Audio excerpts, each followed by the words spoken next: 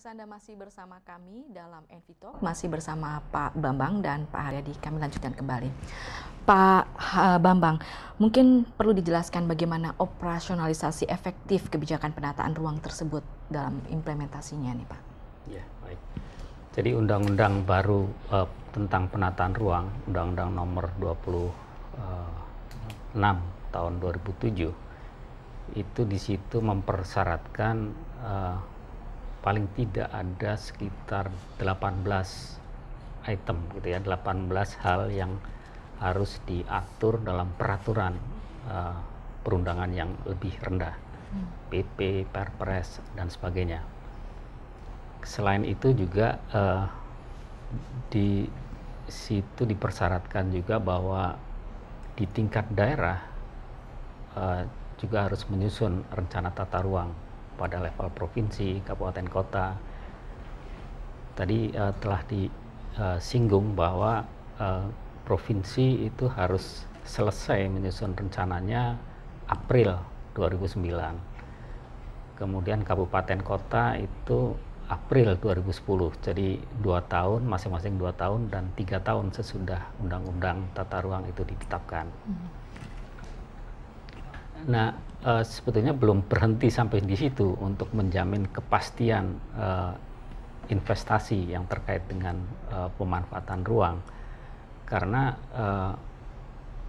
pada level yang lebih detail itu diperlukan juga peraturan zonasi.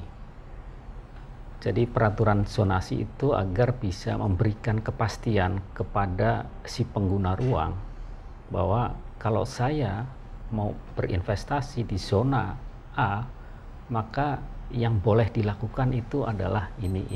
Yang tidak boleh itu adalah ini. Jadi itu diharapkan dengan peraturan zonasi itu bisa menjamin kepastian bagi si pengguna ruang tadi. Nah, mestinya peraturan-peraturan itu harus lengkap dahulu sehingga operasionalisasi penataan ruang itu bisa ideal sesuai dengan yang diharapkan. Karena sekarang ini peraturannya belum lengkap. Iya, makanya itu kan investasi kegiatan pemanfaatan ruang kan terus berjalan ini di lapangan gitu kan, dan tidak bisa menunggu peraturan gitu. Apakah waktu 2 tahun itu terlalu lama untuk menunggu?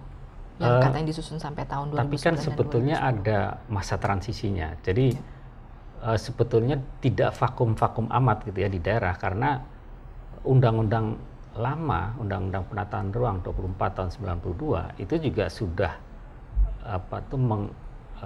mensyaratkan agar daerah itu menyusun rencana tata ruang, dan itu sudah ada. Semua wilayah provinsi dan kabupaten kota umumnya telah memiliki rencana tata ruang itu. Walaupun tadi di beberapa provinsi mungkin masih terjadi dispute gitu ya antara tadi beberapa sektor seperti kehutanan dan sektor-sektor yang lain gitu. Namun itu sudah ada sebetulnya. Tata ruang yang disusun berdasarkan Undang-Undang 24 itu masih berlaku sampai sekarang, sebelum nanti direvisi dengan perda-perda yang baru di daerah. Hanya memang tadi kepastian ruangnya itu masih belum bisa terjamin betul, karena tadi pengertian kawasan di dalam rencana tata ruang itu adalah fungsi utama. Jadi kalau satu kawasan ditetapkan sebagai kawasan pertanian, itu isinya tidak hanya pertanian saja di situ, tapi di situ boleh ada tempat petani untuk bermukim, mungkin boleh ada industri, tapi industri yang mendukung pertanian gitu kan. Nah, sehingga hal-hal yang peruntukan yang tidak dominan tadi, yang tidak utama tadi, itu yang kadang menjadi celah untuk konflik gitu, untuk terjadinya konflik dan kompetisi ruang tadi. Baik, nah, Pak Bambang. Pak Haryadi, ini tadi dipaparkan oleh Pak Bambang adalah membutuhkan jaminan kepastian ruang.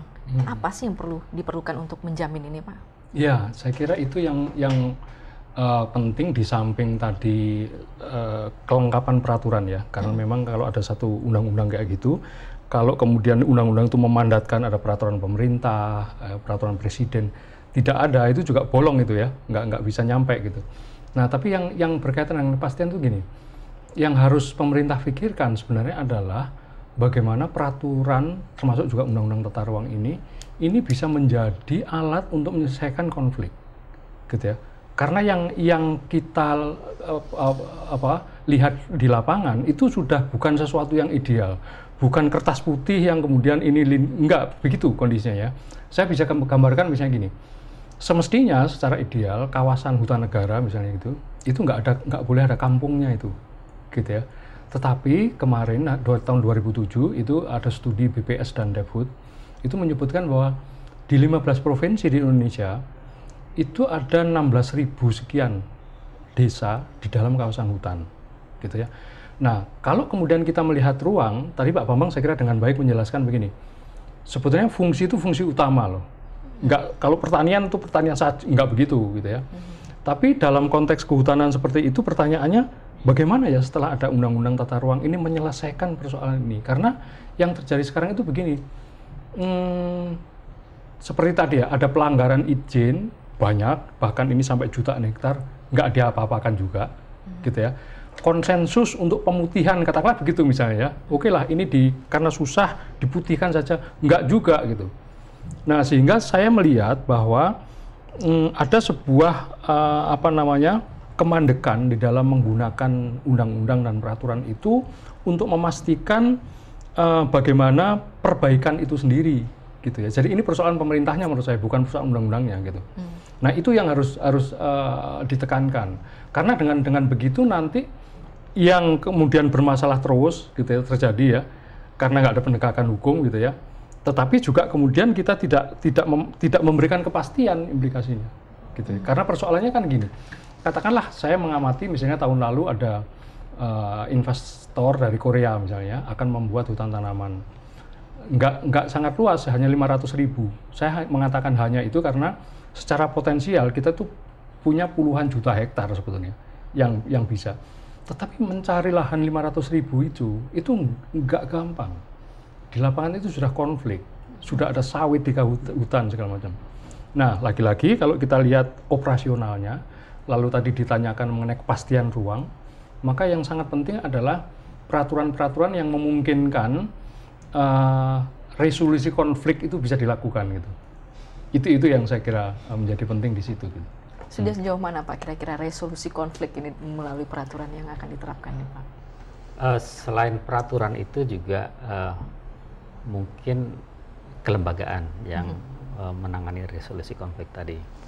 Memang sementara ini ada semacam ya kevakuman yang tadi kami katakan, walaupun tidak vakum-vakum amat karena perangkat rencana tata ruangnya sebenarnya sudah ada mulai dari tingkat nasional sampai kabupaten kota. Hanya memang di tingkat provinsi dan kabupaten kota itu masih berdasarkan undang-undang yang lama gitu.